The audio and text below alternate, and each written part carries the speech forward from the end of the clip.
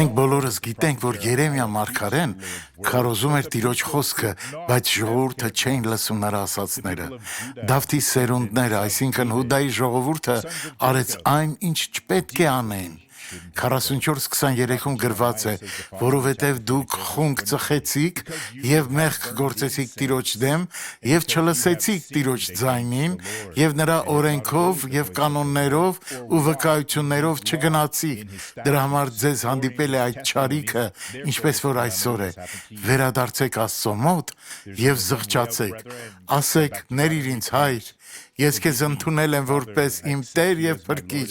եւ նա կփոխի ձեր կյանքը։ Աղոթենք, Հայր, ներիր այս մարդուն, ով ուզում է զղջալ։ Նա շատ սխալներ է գործել եւ հիմա քո օգնության կարիքն ունի։ Ես հրամայում եմ բոլոր չար ոգիներին հեռանալ այս մարդու կյանքից եւ այլևս չվերադառնալ Հիսուսի անունով։ Ամեն։